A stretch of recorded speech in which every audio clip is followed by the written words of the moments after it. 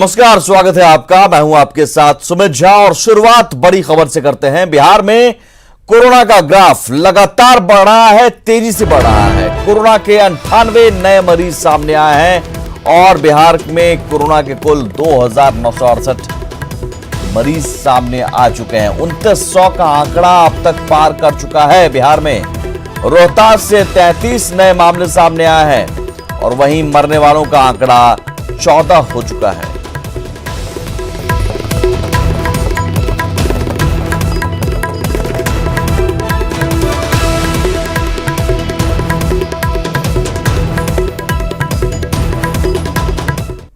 और एक और बड़ी खबर नालंदा से है, जहां कथराही गांव के क्वारंटीन सेंटर में श्रमिकों और सैकड़ों ग्रामीणों ने मनपसंद खाने की मांग को लेकर पुलिस टीम पर हमला बोल दिया।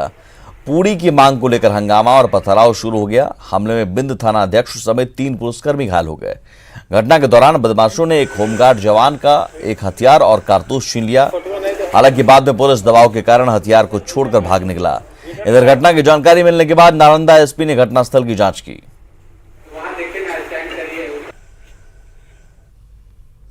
कोरोना संक्रमण से बचाने के लिए बिहार सरकार ने बिहार के लोग, खासकर बीपीएल और एपीएल सूची के लोगों को हर घर 1 साबुन और 4 मास्क देने की घोषणा की थी।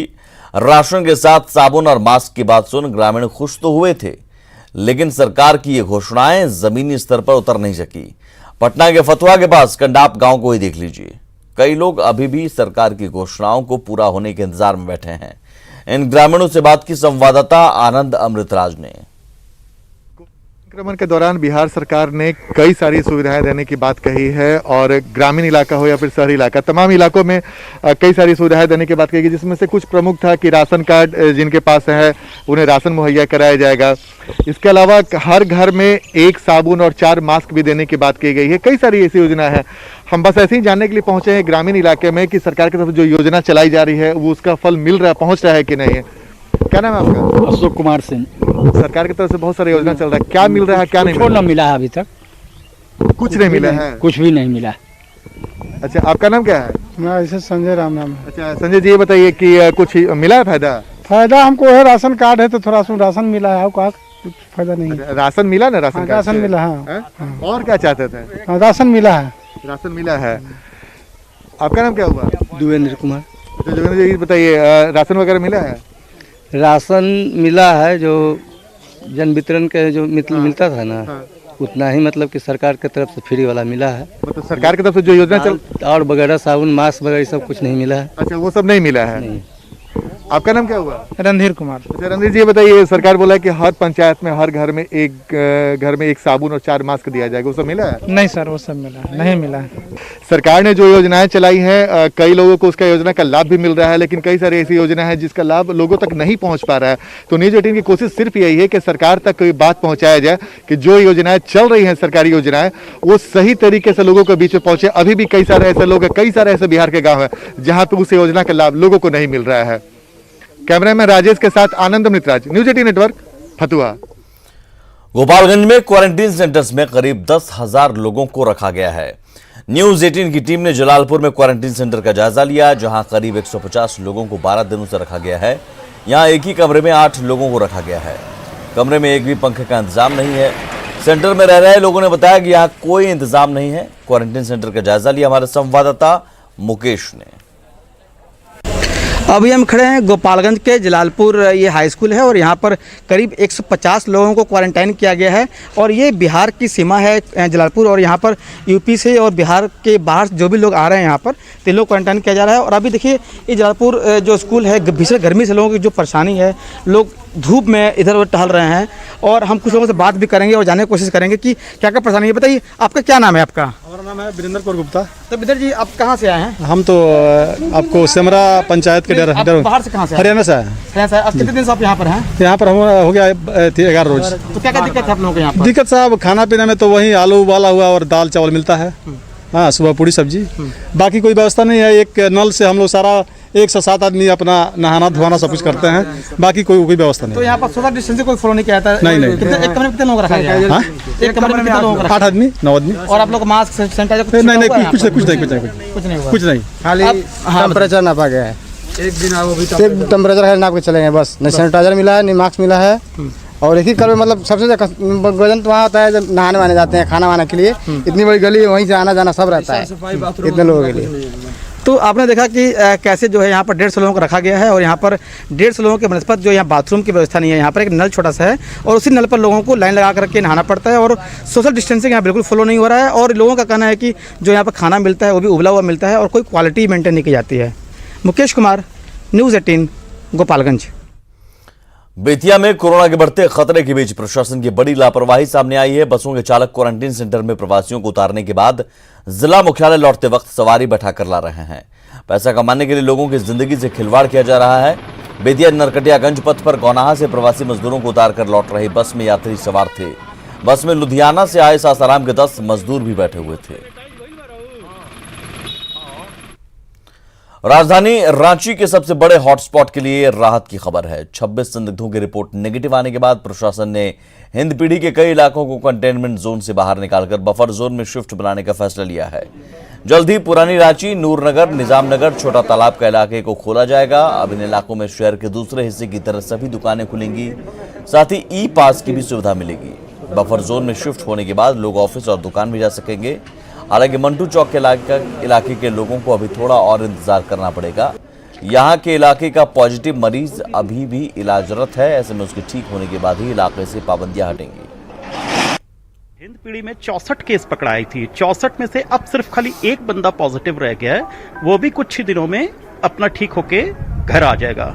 और उसके बाद जो अभी मतलब कि मेन बात जो आ रही है, मंटू चौक का जो नाम आ रहा है उसको मतलब कि खाली 6 जून तक रखा जाएगा। बाकी जो भी जैसे नाला रोड हो गया और भी कई तरीके के हैं, वो 2-3 दिन के अंदर अंदर प्रशासन ने बोला है हम लोग इसको खोल देंगे। देखिए, जो प्रमुख एरिया है अभी हम लोग बाउंड्री उसमें देख रहे हैं कि कहाँ तक बाउंड्री करेंगे, लेकिन जो मेन एरिया जहाँ पर ओपनिंग अप का बात है उसमें निजामनगर का एक बड़ा हिस्सा, नूरनगर, पुरानी रांची, छोटा तालाब, लेक रोड, ये प्रमुख रूप से। अगर इमरजेंसी में किसी को बाहर जाना है मेडिकल हेल्प के लिए, तो हम लोग इस हिसाब से कुछ एग्जिट पॉइंट्स, चूँकि नए एरियाज अगर आ जाएंगे तो नए एग्जिट पॉइंट्स हमें बनाने पड़ेंगे और वहाँ के फोर्सेज और जो ही मैजिस्ट्रेट होंगे उनको उस तरह से ब्रीफ किया जाएगा कि क्या यहाँ पे करना है और किस तरह से यहाँ पे करना है। तो बेसिक आइडिया ये है कि जो भी नया कंटेनमेंट बनेगा उसमें हम पूरी सुरक्षा रखेंगे और यह इंश्योर कराएंगे कोई भी कंटेनमेंट से बाहर न जा पाए और बाहर का कोई व्यक्ति भी कंटेनमेंट के अंदर न जा पाए।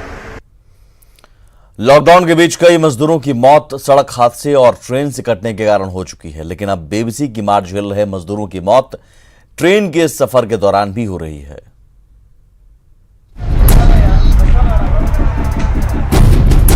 लॉकडाउन के बीच बिहार के मजदूरों पर आफत बरस रही है। प्रवासी पहले सड़क पर, फिर ट्रैक पर और अब ट्रेन में मरने को मजबूर। श्रमिक स्पेशल ट्रेनों में लगातार मजदूरों की मौत हो रही है। सोमवार को एक दिन में भूख और प्यास से 7 मजदूरों ने दम लिया। इन मौतों के पीछे रेलवे की कुव्यवस्था को जिम्मेदार माना जा रहा है।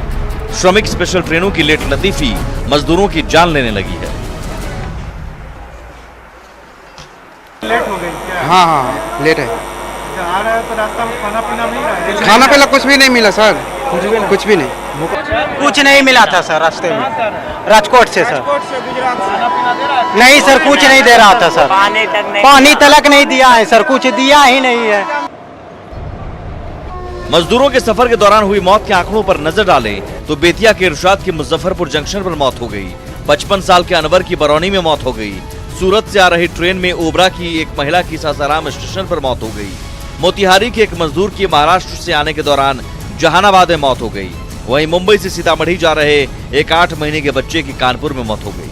अहमदाबाद से कटिहार जा रही अलविना की भी ट्रेन में मौत हो गई। हालांकि इस पूरे मामले पर रेलवे की अपनी दलील है। रेलवे ये दावा कर रहा है कि कुछ ट्रेनों के पहुंचने में टेक्निकल वजहों से देरी हो रही है और ट्रेनों में सफर करने वाले मजदूरों के खाने पीने का पूरा ख्याल रखा जा रहा है। श्रमिक स्पेशल में यात्रा करने वाले जितने भी माइग्रेंट वर्कर्स हैं, इनके खान पान एवं पेयजल की सुविधा सुनिश्चित करने के लिए रेलवे ने व्यापक इंतजाम किए हैं। पूर्व मध्य रेलवे ने इस कड़ी में हमारे कई स्टेशंस हैं, इनको हम लोगों ने फूड पॉइंट के रूप में घोषित किया है और जब भी श्रमिक स्पेशल इन ट्रेनों से गुजर रही हैं तो वहाँ पे श्रमिकों को खाना एवं पेयजल उपलब्ध कराया जा रहा है। रेलवे भले ही सब कुछ ठीक होने का दावा करे, लेकिन श्रमिक स्पेशल ट्रेनों से किस तरह मजदूरों को भेड़ बकरियों की तरह बिहार लाया जा रहा है और उन्हें भगवान भरोसे छोड़ दिया जा रहा है, ये तस्वीर किसी से छिपी हुई नहीं है। श्रमिक स्पेशल ट्रेनों के जरिए रोज लाखों मजदूर बिहार आ रहे हैं, लेकिन इन ट्रेनों में जिस तरह से मजदूरों की मौत हो रही है, उससे सरकार और रेलवे पर कई सवाल खड़े हो रहे हैं। कैमरा पर्सन नीलमणि के साथ Saket Kumar, news 18 Patna. Corona virus के फैलते संक्रमण के बीच WHO ने बिहार समेत कई राज्यों को आगाह किया है। WHO का साफ कहना है कि अगर हालात काबू में नहीं आए तो कोरोना विस्फोट हो सकता है। WHO की चेतावनी के बाद बिहार में सियासत गरमा गई है। देश में कोरोना का ग्राफ तेजी से बढ़ रहा है। ऐसे में वर्ल्ड हेल्थ ऑर्गेनाइजेशन WHO ने भारत में कोरोना के विस्फोट पर चिंता जताई है। साथ ही लॉकडाउन में ढील पर सवाल खड़े किए हैं। WHO ने चेतावनी दी है कि अगर बिहार के साथ दिल्ली, गुजरात, महाराष्ट्र, तमिलनाडु जैसे राज्यों में हालात काबू में नहीं किए गए तो हालात और भयावह हो जाएंगे। वहीं बिहार में WHO के अल्टीमेटम को विपक्ष ने मुद्दा बनाना शुरू कर दिया है। ये तो कोरोना विस्फोट का खतरा बन गया है और अगर सरकार के लोग सचेत नहीं हुए, आप ही के चैनलों पर चल रहा था कि दानापुर में प्रशासन पुलिस बैठी हुई थी और लोग ट्रेन से आ रहे हैं, कहीं कोई सोशल डिस्टेंसिंग नहीं हो रहा है, कोई मास्क का नहीं प्रयोग कर रहा है। इस तरह से हम इतने बड़े जंग को नहीं जीत पाएंगे अगर यही लापरवाही रही। वहीं WHO के अल्टीमेटम पर बिहार के स्वास्थ्य मंत्री का कहना है कि सरकार विशेष परिस्थिति में लॉकडाउन में छूट दे रही है। साथ ही उन्होंने साफ कर दिया कि प्रवासी मजदूर हर हालत में अपने घर आना चाहते हैं और उन्हें रोका नहीं जा सकता है। जो कुछ भी निर्णय राज्य सरकार के स्तर पर लिया जा रहा है वो सारी परिस्थितियों को, स्थितियों को समझ के समीक्षा करके लिया जा रहा है। जो लोग हमारे घर के हैं, बाहर रह रहे हैं, वो घर आ रहे हैं तो घर तो आएंगे ना अपने, लेकिन सभी सुझावों को ध्यान में रखते हुए राज्य के हित और राज्य की जो हमारी जनता है उसके संवेदनाओं को समझते हुए हम सब निर्णय करते हैं और हमारा ये पूरा प्रयास रहता है कि हम कैसे लोगों को बेहतर स्वास्थ्य सेवा दे सकें। बिहार में कोरोना के मामले तेजी से बढ़ रहे हैं। ऐसे में सरकार भले ही लाख दावे कर ले, लेकिन हालात अगर काबू में नहीं आए तो ये भारी पड़ सकता है। कोरोना बंदी में सरकार की तरफ से मिल रही छूट को लेकर जिस तरीके से WHO ने आगाह किया है, उस आगाह को लेकर सरकार खुद के सतर्क होने का दावा तो कर रही है, लेकिन छूट के दौरान जिस तरीके से सोशल डिस्टेंसिंग की धज्जियां उड़ाई जा रही हैं, वैसे में इसके दुष्परिणाम काफी घातक साबित हो सकते हैं। कैमरा पर्सन राहुल के साथ संजय कुमार, न्यूज़ 18 पटना। लॉकडाउन के बीच बिहार में डाक विभाग ने नया इतिहास रचा है। विभाग ने एक ही दिन में 3 लाख से ज्यादा लोगों को पैसे का भुगतान किया। जरूरतमंदों तक पैसा पहुंचाने के मामले में डाक विभाग पूरे देश में पहले स्थान पर है। लॉकडाउन के बीच डाक विभाग ने बिहार में नया कीर्तिमान बनाया है। पेमेंट सिस्टम के जरिए डाक विभाग ने एक ही दिन में 3,27,000 लोगों को 2,30,00,000 से ज्यादा का भुगतान किया है। ये पूरे देश में पहला स्थान है। डाक विभाग का आधार आधारित पेमेंट सिस्टम वरदान साबित हुआ है। लॉकडाउन में डाकिया लोगों के लिए देवदूत साबित हो रहे हैं। पूरे बिहार में एक हम लोगों ने ड्राइव लॉन्च किया था, महा मेगा लॉगिन। तो पहली बार हम लोगों ने 2 लाख लोगों को ये सुविधा प्राप्त कराई 8 मई को, और 19 मई को 3.25 लाख लोगों को ये सुविधा प्रदान की गई। और इसके अंतर्गत अभी तक बिहार प्रदेश में 174 करोड़ रुपए लोगों को मुहैया कराया जा चुका है, और देश में सबसे ज्यादा है, जो बहुत सबसे अधिक है। कोरोना बंदी में केंद्र सरकार की तरफ से मिलने वाली राशि डाक विभाग लाभुकों तक पहुंचाने का काम कर रहा है। यही वजह है कि पोस्ट ऑफिस में लाभुक महिलाओं की संख्या कम होने का नाम ही नहीं ले रही है। हमने सब खाता खुलाना है, जनधन योजना, गरीब अमदी है, हमने खाता खुलवाने आए हैं। बोला कि जीपे में खाता खुला तो हमने खुलवाए आए हैं। हमने अब खुलाए तो सुविधा देखिए, अब क्या होता ना होता, हमने सबके मिल जाए, खुल गया खाता तो कुछ न कुछ तो सहारा होगा। मिले खाता खुलाने आए हैं, जनधन वाला। अब देखिए जितना सरकार लोग देंगे उतना हम लोग को आसरा लगाए हुए हैं कि मिलेगा तो लेंगे, क्या करेंगे, गरीब आदमी है। कोरोना बंदी में पोस्टल विभाग की ये उपलब्धि काबिले तारीफ है। कोरोना वॉरियर्स डाकियों की सेवा भाव की हर तरफ प्रशंसा हो रही है। न्यूज 18 के लिए पटना से संजय कुमार की रिपोर्ट। बिहार के उद्योग मंत्री श्याम रजक ने देश की वित्त मंत्री निर्मला सीतारमण को पत्र लिखकर 20 लाख करोड़ के पैकेज में बिहार के लिए विशेष राशि देने की मांग की है। उद्योग मंत्री ने बिहार को विशेष राज्य का दर्जा या विशेष पैकेज देने की मांग की है। श्याम रजक का कहना है कि पैकेज में बिहार को विशेष तवज्जो मिलनी चाहिए।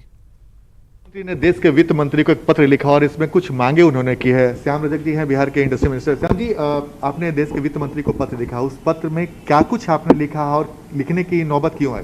देखिए, माननीय वित्त मंत्री भारत सरकार ने प्रधानमंत्री श्री नरेंद्र मोदी जी के आश्रय के आधार पर 20 लाख करोड़ रुपया पैकेज का, राहत पैकेज का उन्होंने घोषणा करने का काम किया और देने का काम किया है। मेरा यह मानना है कि अच्छा ये है, उन्होंने ये किया है, लेकिन बिहार को उसमें क्या मिलेगा, हम ये जानना चाहते हैं कि बिहार पिछड़ा राज्य है और बिहार बराबर हर चीज़ों से समृद्ध रहते हुए भी आर्थिक रूप से पिछड़ा रहने के कारण उस 20 लाख करोड़ में हमारी हिस्सेदारी उनको कनांकित करना चाहिए ताकि वो उसको हम सदुपयोग करने का काम कर सकें। विशेष रूप से विचार करना चाहिए कि बिहार को विशेष राज्य का दर्जा देने से विश्व गुरु भारत बन सकता है और उसमें एक बड़ा सहयोगात्मक हो सकता है। लेकिन विशेष का दर्जा तो संभव नहीं है सर, तो फिर दूसरा क्या हो सकता है? दूसरा से आर्थिक सहयोग या कुछ ऐसी बनाए, कुछ ऐसा नियम कानून बनाए जिससे कि जो निवेशक आए तो बिहार को प्राथमिकता दें। छपरा में मां की मौत के बाद एक बेटी ने अपने गुल्लक के पैसे से उसका अंतिम संस्कार करवाया। बेटियों ने अपनी माता की अर्थी को न सिर्फ कंधा दिया बल्कि खुद ही मुखाग्नि भी दी। दरअसल लॉकडाउन की वजह से पिता के सूरत में फंसे होने के साथ घर में एक फूटी कौड़ी उपलब्ध नहीं थी। ऐसे में बेटियों ने अपना गुल्लक तोड़कर मां का दाह संस्कार संपन्न कराया। घटना मांझी प्रखंड के फतेहपुर सरैया की है।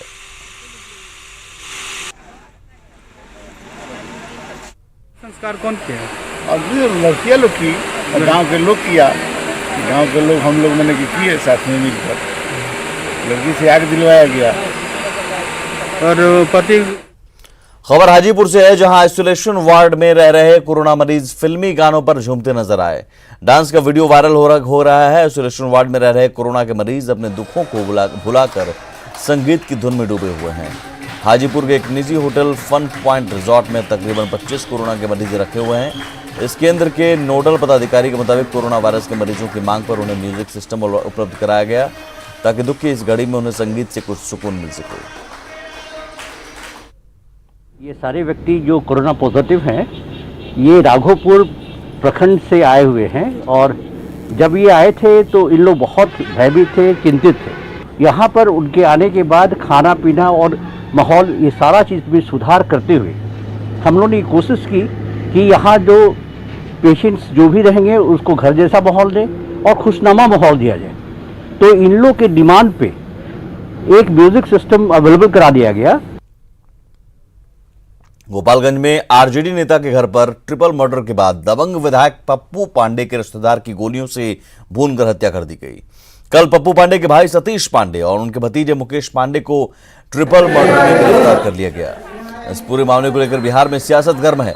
जेडीयू के दबंग विधायक पप्पू पांडे उर्फ अमरेंद्र कुमार पांडे ने आरोप लगाया है कि गोपालगंज एसपी ने बिना जांच के ही उनके भाई और भतीजे को गिरफ्तार कर लिया। उन्होंने कहा कि उनके रिश्तेदारों की हत्या की जा रही है और उन्हें साजिश के तहत फंसाया जा रहा है।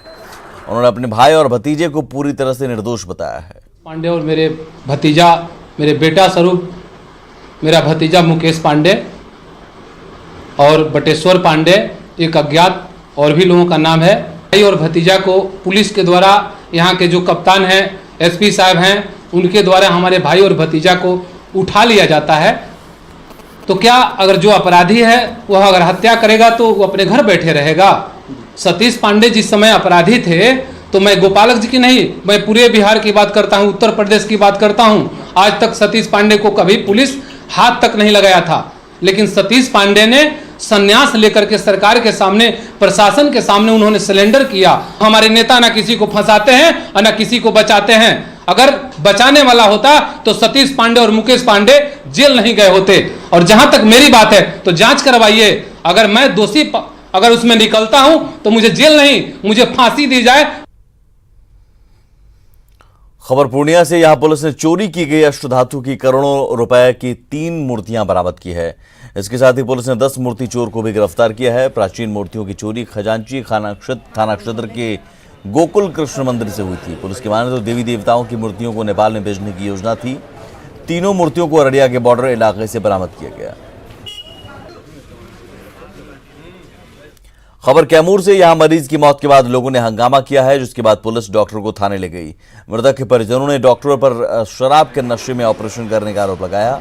मामला भभुआ के एक प्राइवेट क्लिनिक का है। गर्भवती महिला को पहले सदर अस्पताल ले जाया गया, लेकिन वहां से उसे डॉक्टर प्रेम रंजन के प्राइवेट क्लिनिक भेज दिया गया। यहां ऑपरेशन के बाद महिला की मौत हो गई, जबकि बच्चे की हालत नाजुक बनी हुई है। हालांकि डॉक्टर ने शराब पीने से इनकार किया है और महिला की मौत की वजह हार्ट अटैक बताई है।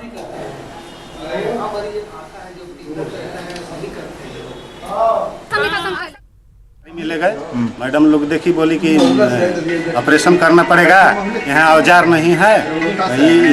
क्या नाम है, प्रेम राजन में ले गई, ऑपरेशन करा दीजिए, बड़ा ऑपरेशन करना पड़ेगा, हो जाएगा। बाहर आने के बाद ये आए, इधर आए, नहा वहा कर इधर आए।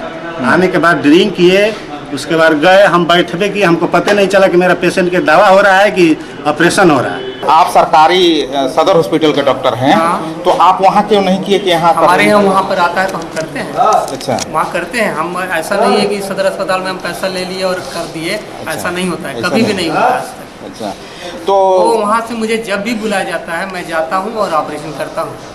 अच्छा, परिजनों का कहना है कि आप शराब के नशे में ऑपरेशन किए हैं। आपके सामने खड़े हैं, आप चेक करके देख लीजिए। और इसी के साथ इस बुलेटिन में इतना ही। नमस्कार।